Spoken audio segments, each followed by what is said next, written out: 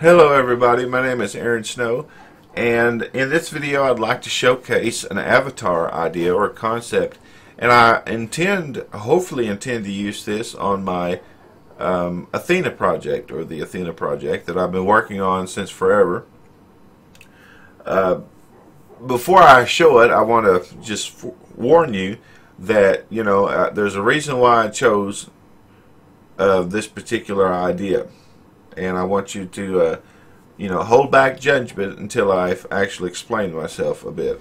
So I'm going to go ahead and start the program up, showing it's loading here. And I'm using Visual Studio on WPF format, so Word, Microsoft Presentation Foundation, okay, or Windows Presentation Foundation. Now you see here, of course, you see a cube, and you see this very fluffy background. This is my attempt at creating an animation. I'm not really all that good at this, but hey man, it's like I'm a programmer, not really an artist, but I tried to do something, create a scene. I'm going to take control of this cube here. I got some buttons on my keyboard, I can move it around, and as you can see here, it has a face, has sides, has hair, underside there, and a back, of course, and I can move it all around, do what I want to from the keyboard real quick, Anyway, you see the background sort of flashing around. You see a cloud. See, I'll move this down a bit. You see a cloud moving across the little sky, and it's a real simple animation. And if you really think about it, here you have 7 surfaces. You have 6 surfaces around the cube. So there's 6 sides to a cube, and then you have this background. So there's seven canvases here.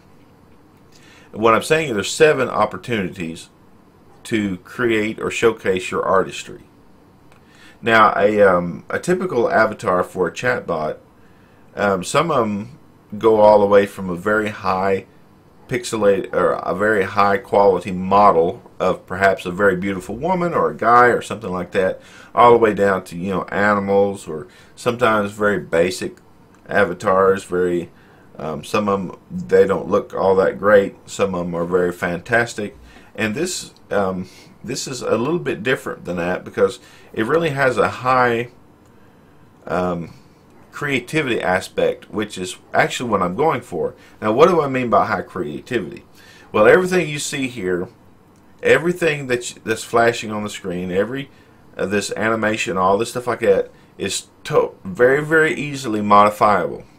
You can create 100 different animations for this thing. Somebody, they don't really have to know, don't have to be very good at the, a beginner, for instance, who really doesn't know how to do a whole lot, can easily step into this program and begin to create animations for this avatar.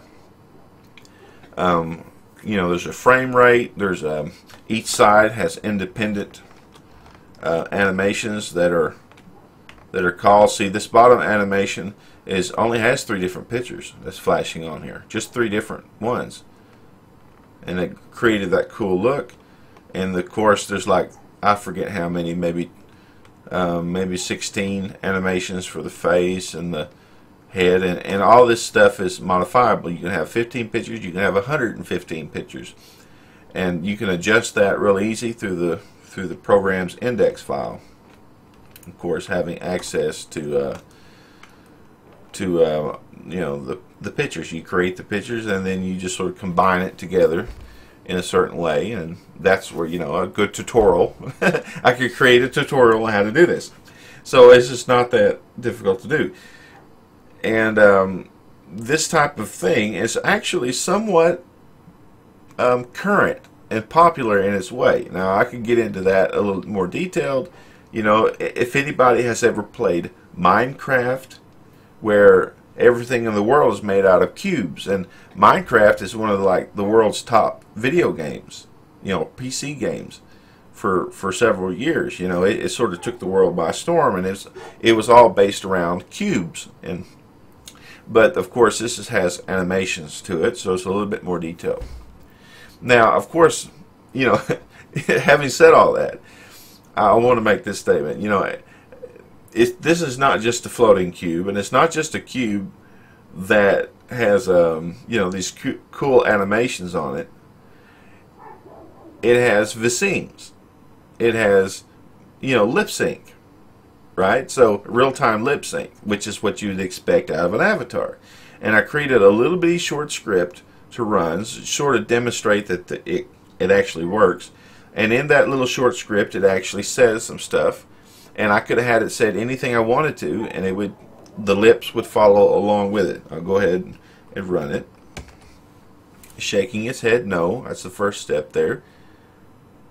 How are you doing today? Then it shakes its head, yes. And then it will stop the script. Now, now you think, well, that's not really, you know, highly detailed, but those are actual visemes. Those are actually called.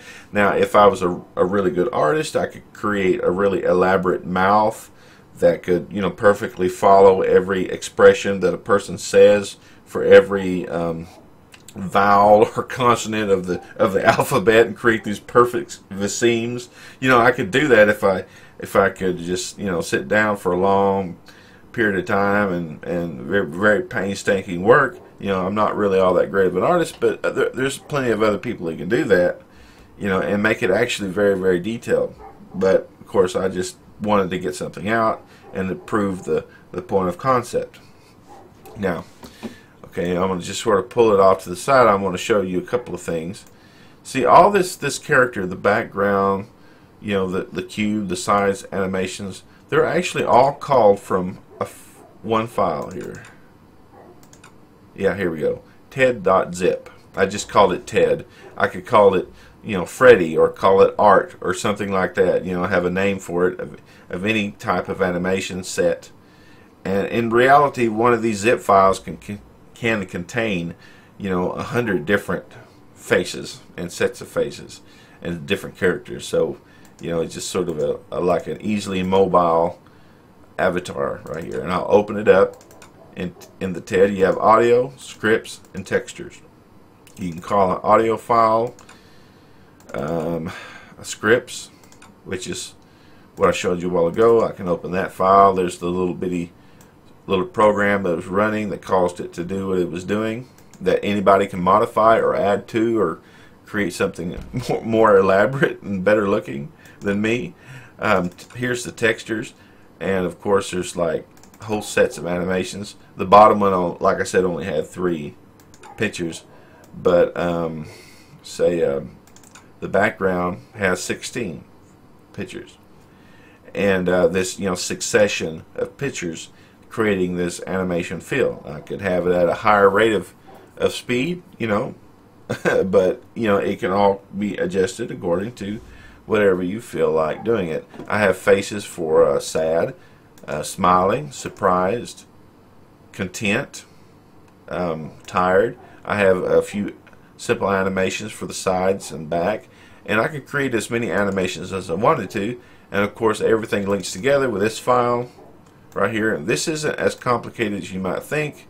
It just, but this basically connects everything together and allows this program right here, this avatar program, to actually build the animations and put everything together in the right order. So it's not that complicated, it's not that detailed, but it works, right? It works, and that's what I like about it. Now, I consider this, I'm very satisfied with the coding. You know, there's things that I wish I could have done better. There's some improvements, and there's some things that I really don't understand. There's some depth to the coding, some mysteries that I don't understand. You know, it takes a lot of education to really understand what's going on, and I probably need to find the reference book, and anyway, it'd be a headache for some stuff. But I know that I could probably improve it, tweak it some, or whatever. But right now, I'm very satisfied, and it would work, I think, for the most part. There might be a few bugs here and there that I'm not aware of. We'll find that out in due time, I guess. Anyway, the next thing I like to work on, of course, is the UI, or the user interface, and I'd like it to be built around this avatar feel, this type of avatar. And of course, you know, within this WPF format, which is very beautiful format, to create very colorful user interfaces. Anyway, so that's my sort of my next goal, and taking this knowledge that I have gained. I've actually gained quite a bit of knowledge working with this avatar here that will transfer over into the UI itself, hopefully, and I will begin working on that shortly. It's very it's sort of exciting because I feel like I actually accomplished something that I intend to keep. You know, that I really feel like it will be something that I want to keep for a while, because it really expresses what I feel about this program. See, the program that I'm creating, the Athena project, is intended to be something that somebody you know, explores. They get in there, try to figure out how the game works. They try to figure out, I mean, not the game, but the avatar works. They try to figure out how the coding works. They try to code or script something to Athena. They say, you know, I'd like to modify the avatar itself, like this cube, for instance. And it's all a part of the same idea of creativity, learning, exploring, finding something new, and actually using this program as something that gets you engaged in, you know. And that's what really caught my attention on some of these chat bots. I've met a couple, or I've used a couple of chat bots that were extraordinary in its regard to get me engaged. But of course it had limitations, and my hopes is to create a program that sort of goes beyond most limitations. Anyway, I thank you guys for listening. I hope I wasn't too long-winded, and I hope this was interesting. Anyway, thank you guys for working with me here, and see you later. Bye.